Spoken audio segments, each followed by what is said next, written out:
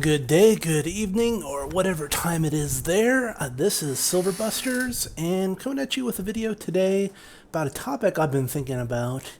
And the title is Lessons About Silver That Millennials Already Know, but may not realize it yet.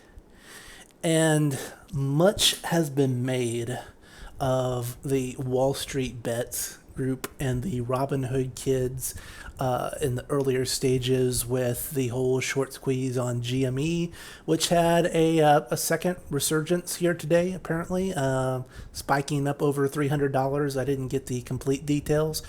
But those kiddos over there are still at it, apparently getting around their Robinhood apps somehow.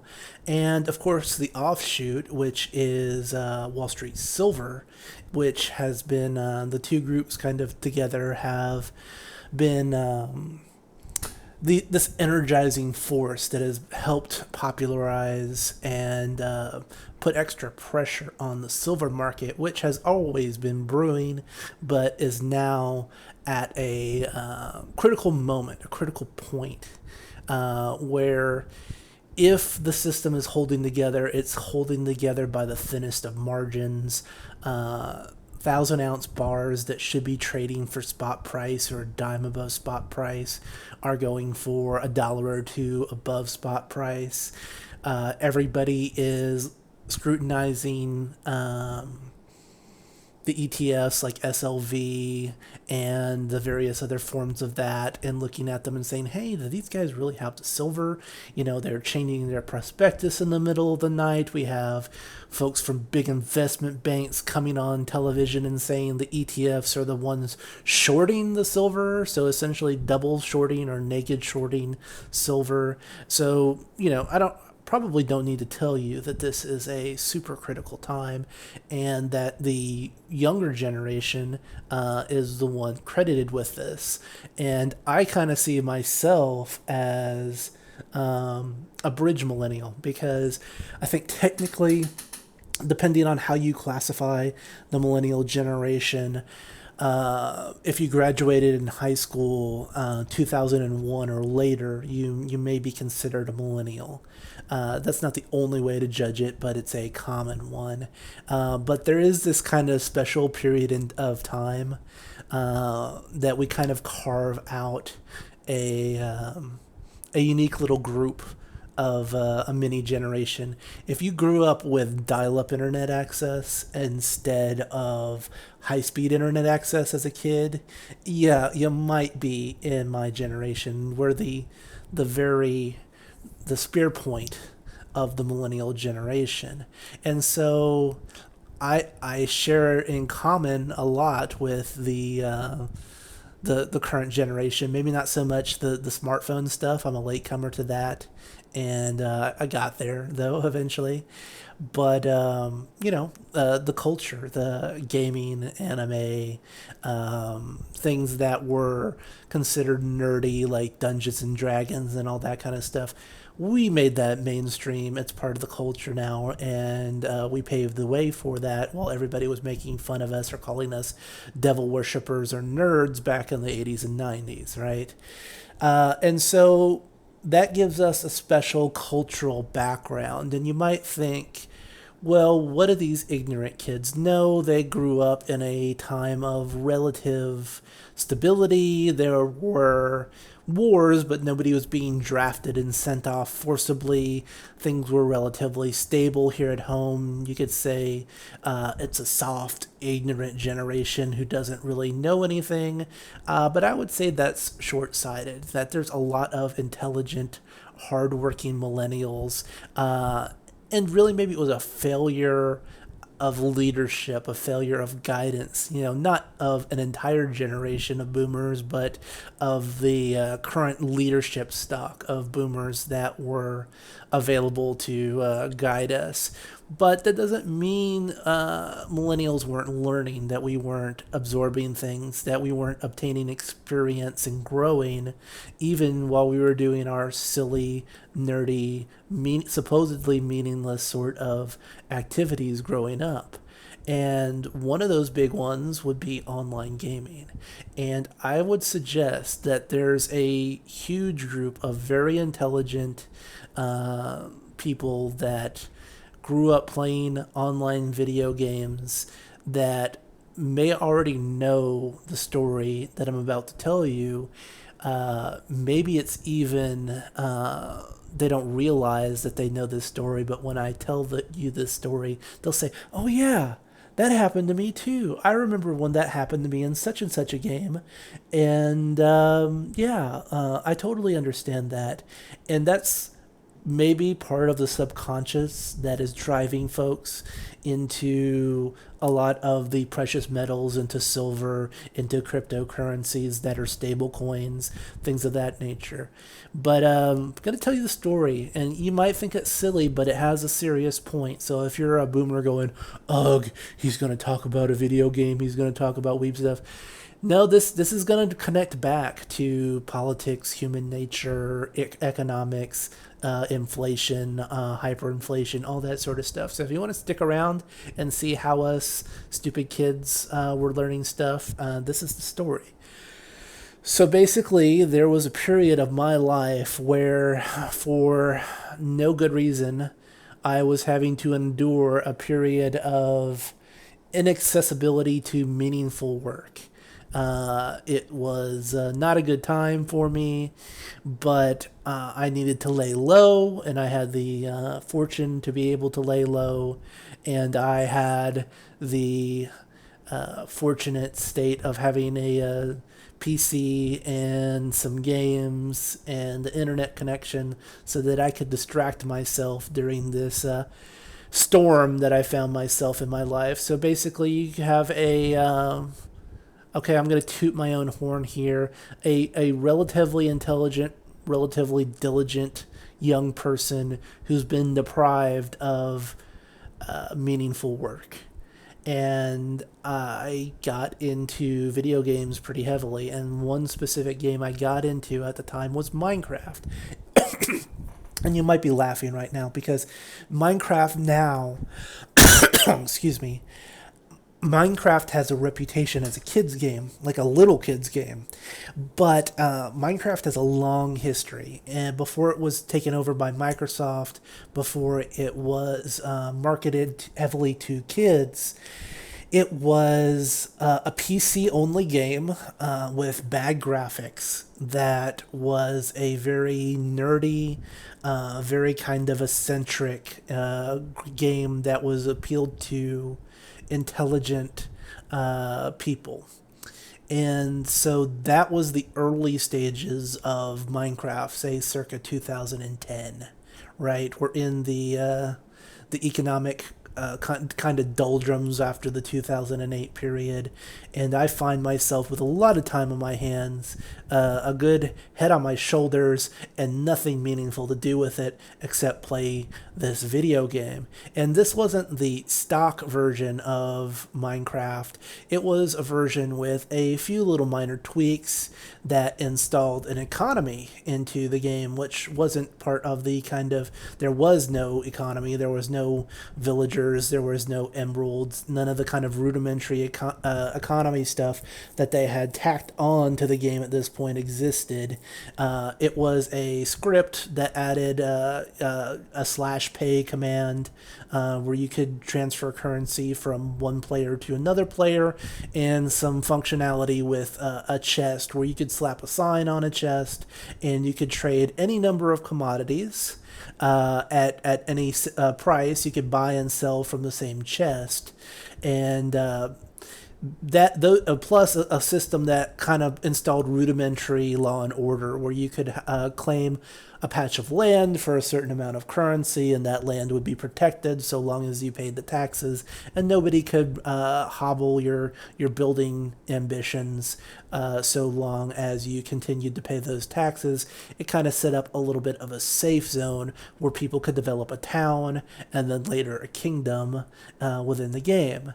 And so, with a lot of time on my hands and some online gaming experience from old MMORPGs, I set about playing this game, and one of the aspects I found very interesting was the trading aspect, because on the particular multiplayer server I was a part of, there was a primitive economy. We had malls, and in such malls you could peruse, and if you weren't particularly skilled at obtaining a particular resource in the Minecraft gaming world, because it was either too dangerous or you found it too boring, or you just didn't know how to do it right, or for whatever reason, you could trade whatever you had in excess for other resources through this intermediary currency, which was managed by the server, and the server would hand out piddling amounts of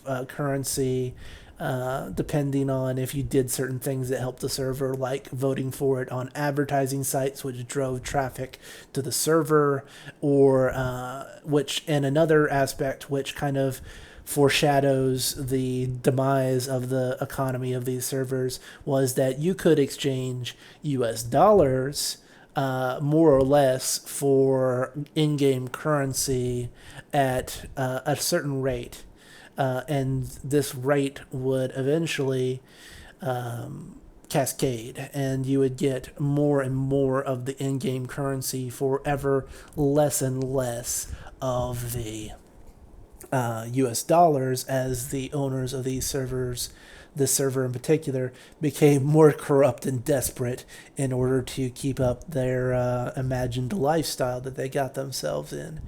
But I'm kind of getting ahead of myself. Essentially, with some halfway decent social skills, some good friends that I made along the way, and hard work for myself, I completely usurped this economy of on this server that had several thousand active players. At some point, I had 4% of all of the currency, and that's not necessarily the actual floating currency. You know, a lot of the currency was probably being held by inactive accounts that had come and gone, and I did it by setting up essentially a commodity exchange. And I'll spare you all the details, but there, essentially, if you take these chess shops and you set up pairs with a small margin in between the pairs.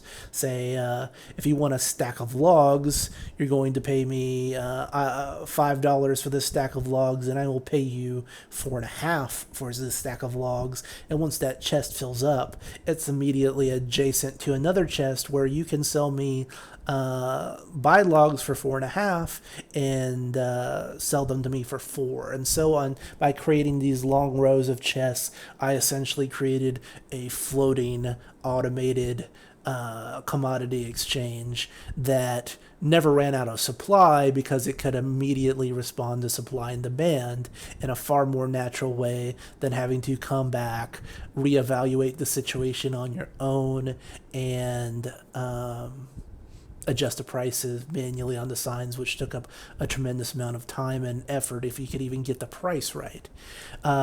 I paired that with a system of selling shares within the exchange, and I was paying weekly dividends out to people who would invest in my exchange, and I would take this seed capital and expand into new commodities or rarer commodities that I didn't have a large supply of, new commodities that would come out as the game expanded. So basically, I had this mini empire. I was a one percenter in this game world, and what became apparent over time was the management of this server wasn't the wisest management in the world, much like our real world government.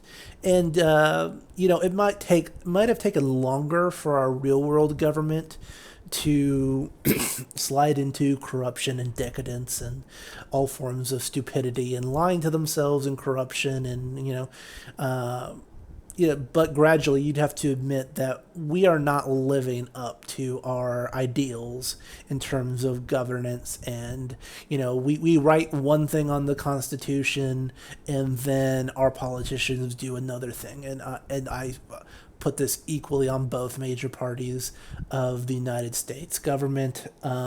We do not live up to our ideals.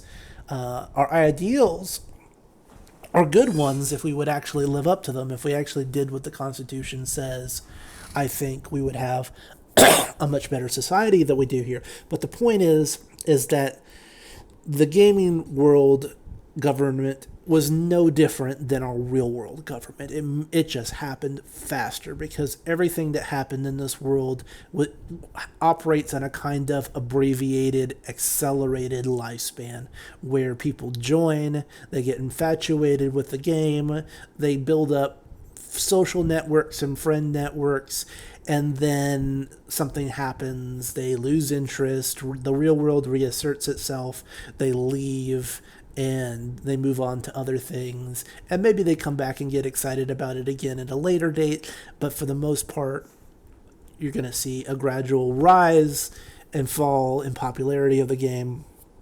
And because you can leave the game without dying like you would need to in the real world, the stakes are a lot lower, right? So if something upsets you in the game world, you can do something about it a lot easier than if you had to, say, lead a dangerous revolution in the real world. So it made kind of a test bed for, an accelerated real world study in economics, government, and human psychology, I would say, is that we had all the makings with the junior college student with a drug habit and a high maintenance girlfriend running the server, eliciting donations from the gaming base for ever greater in-game rewards like super abilities and in-game currencies. Uh, Basically, he was making ever greater demands on the in-game economy, because at that point, at this later stage, I was plugged in. I was more plugged in than anyone else into the ongoings of the economy within this little gaming bubble that I was in. And within that sphere, I detected inflation coming on very strong. You might even say hyperinflation, brought about by these ever increasing sales of the in game currency for lower and lower amounts of US dollars, essentially. So yet one Christmas, kids get money for Christmas, they want to spend it on video games, and so the guy running the server puts up 2-for-1 sales, essentially. He gives away in-game currency for half the price, offers bigger packages of it, and the kids got a bunch of US dollars at the same time, and they start piling into this virtual currency. And so I'm the owner of the biggest commodity exchange with almost no meaningful rivals, and I see prices start to skyrocket, and I see my supplies dwindling. And I express my concerns about the stability of this economy, because if I'm about the only thing that can ruin me as a commodities broker is if the commodities completely run out. If the prices go so high that everything in my commodity exchange is bought out and I'm left with nothing but this depreciating currency that has been inflating in game, there's not a lot I can do with that. I mean, I'm stuck having to do the same thing as the old systems, having to grind and harvest and try to manually reprice all of these things that have fallen off the side of the scales, essentially, because it's not quite as sophisticated as a real world commodity exchange. I have to estimate a certain band within the prices that are going to operate within, and if it goes past those bands, which they were in very much danger of doing within this kind of holiday time period where a lot of the kids were off of school and flush with money, prices basically doubled in response to those conditions, plus the kind of BOGO offer that was being put out by this junior college ill-advised administrator of the gaming server who wanted cash now and didn't really care about the long-term stability of the system that he was in. And to cut to the end, this guy ended up going to jail apparently on some kind of drug charges. I don't know the details, but that's what people tell me. And he's kind of now a reviled figure amongst those who know enough of the history of this narrow little corner of the internet where we were playing Minecraft like nerds back in 2010.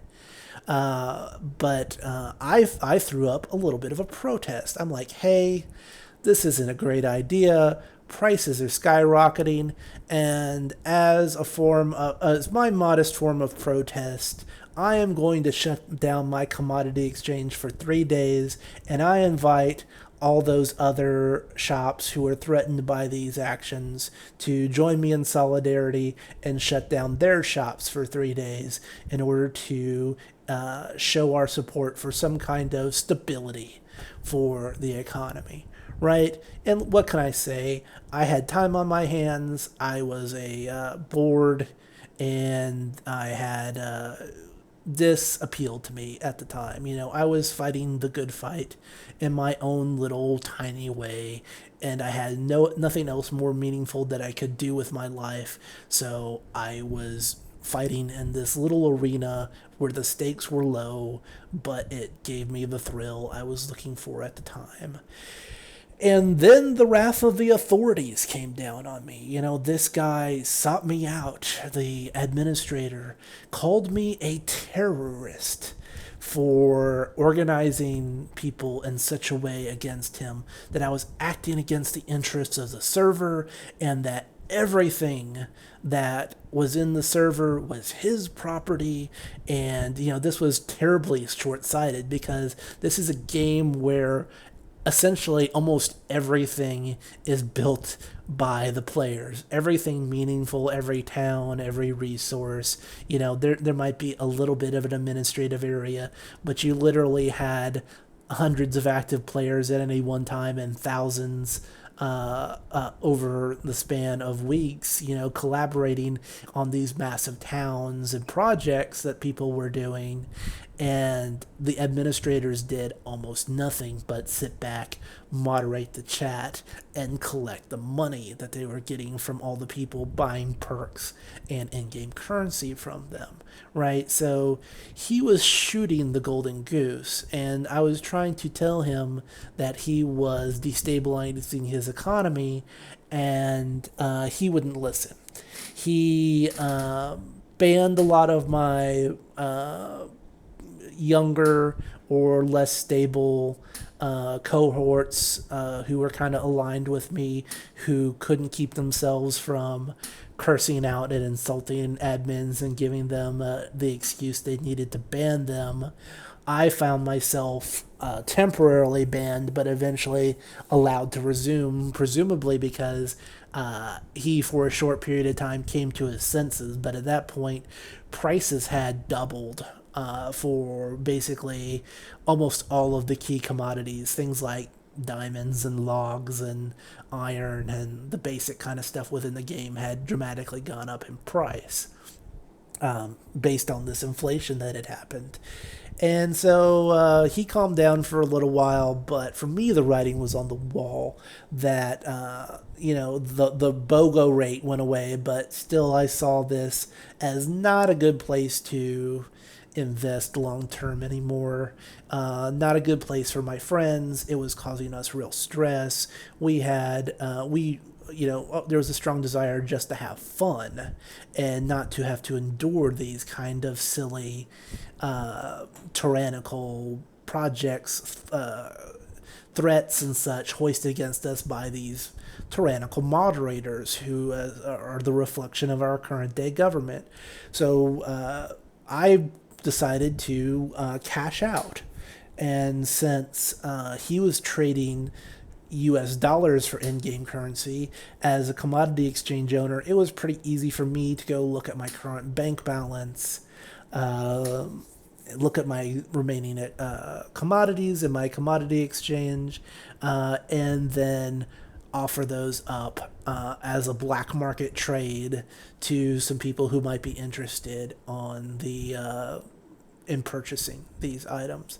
And I undercut what his current offer, the admin's current offer was for US dollars, and essentially cashed out my account.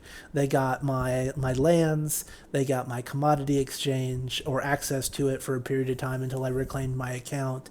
They got the money, they got it all in exchange for 500 US dollars. And, that sounds like it might be a lot for a video game, but if you've played any of these big games that people invest a lot of time in, like EVE Online, there's people with $5,000 battle cruisers floating around, and they get into epic space battles where hundreds of thousands, if not millions of dollars of spaceships and all the man hours invested and invested or quote unquote wasted. But this is what young people do when you don't give us meaningful work in the economy. We play games and try to generate meaningful work for us, even if it's just in our heads, right?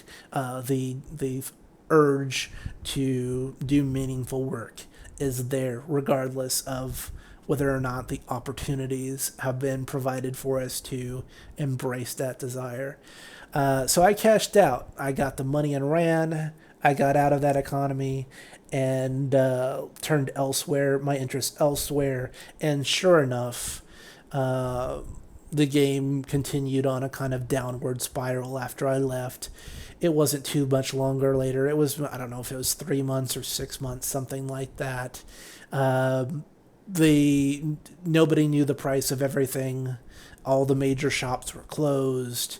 BOGO rates for not it wasn't buy one get one anymore. It was for 8 to 16 times the rate it used to be. Voting for the server, which just required you to click on a few ads, was giving you as much money as it used to cost to claim the charter to an entire town, which used to be a considerable feat that required several people to collaborate on and put a lot of time into running a nice town. You could get the same nominal amount of money just by clicking a couple of buttons. And this might be a little bit long-winded, but I think if you've done any video gaming, especially if you've played any online gaming and some of the more sophisticated stuff, whether it's a mobile game that has an in-game currency like a gems currency that allows you to buy special features or power up your characters faster, or whether it was an MMORPG where you could buy gold on the black market for a particular rate, there is this corrupting tendency inside of any government. And, my drug-addled junior college student running a small Minecraft server may have been an accelerated example of this, but this isn't limited to amateur game servers. If you look at the value of gold in the big World of Warcraft or EVE Online or any of these places, it's not a hard, stable currency. It's all of these currencies, they start out really valuable. Your gem total will get you some really nice perks and features. And if you don't play the game for a while, then you come back later on. Turns out all of your assets have been washed away by the sands of time. You may still have millions or hundreds or whatever is the appropriate amount of whatever currency, but time has marched on, and now all of the cool perks and features and things of that nature require 10 times more, 100 times more. There has been inflation or hyperinflation in some form in almost every online game I played. I played also Guild Wars 2 pretty seriously for a period of time. Got pretty hard into it, had some of the in game currency, was completed the main game, was had a lot of the top tier gear that was available at the time, walked away from the game from a period of time, and came back a couple of years later, rejuvenated or on a holiday or something like that. And it turns out a lot of my wealth, quote unquote wealth, wasn't really that impressive anymore. It wasn't just that people had had 2 years to amass new cool stuff, which was part of it. It was also that the game server was handing out ever greater amounts of gear and treasure for ever smaller amounts of US dollars. And to keep that up, they had to continue to along this inflationary path. And I think everything is simple, even stuff as simple as these online shooters now, where you level up your character or you get loot boxes and you have to purchase them with some sort of in game currency. You've probably felt this too, where when they first initiated it, you could get some really cool or powerful stuff with just a little bit of currency. But if you come back later, there's either way better stuff available for the same price, or the really good stuff costs more currency, right? So that's the lesson I wanted to kind of put out there. I bet you if you're a young person who's played any kind of video games, you've run into this before. And it might be while you're drawing the cryptos, it might be while you're drawing the silver, and you don't even know it yet because our real government is no wiser than these people who run these servers. They're all human beings with human frailties. They like good food, they like sex, they like power, and they like money, and they like being on top. And if they have a system that they can exploit, they're going to exploit it by their benefit, to their own benefit. And it might take longer for the system to spoil than a video game because there's more constraints and there's only so much a single person can do and power in our system. But at the end of the day, these are human systems with the same human frailties, and they follow the same path even if they take longer. And we're entering the endgame phase for our in-game currency, which is the real life US dollar and the dollar empire. And the only thing that is going to save you during this reset is if you have something that is a hard asset. Now, this is a silver channel, and my main choice is silver, but I do not look down on people who have chosen cryptos or who have diversified into other things of that nature that are stable coins, because they are running on the same basic philosophy that the toilet paper currency that is being hyperinflated away has to be exchanged for something that is going to be useful and transferable in the future and will hold its value at least better than a crumbling US dollar is going to hold its value. And you could debate about the individual cryptos and which ones do you think are going to come out on top. And really, I think silver takes the cake. Platinum is kind of looking good too right now. But yeah, that's the parallel I wanted to draw here for folks. I hope you found my story a little bit interesting, and buy physical silver if you haven't.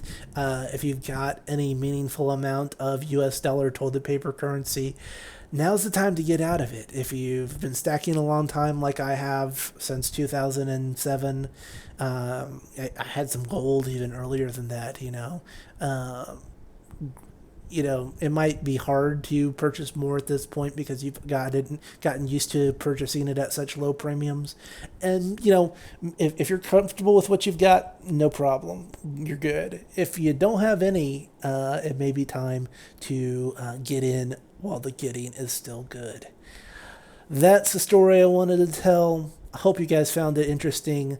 I am asking folks to subscribe to my channel now. I need to get to 1,000 subscribers in order to monetize the channel. It's a hobby of mine. I'd like to do that, and I'd like to show off to my fiance. So if you would subscribe to my channel to get more interesting stories and useful information on silver history and the economy going forward, hit the like button. I'd really appreciate it. This is Silver Busters signing off. I hope you have a great day, evening, night, or whatever time it is where you are in your neck of the woods. Bye for now.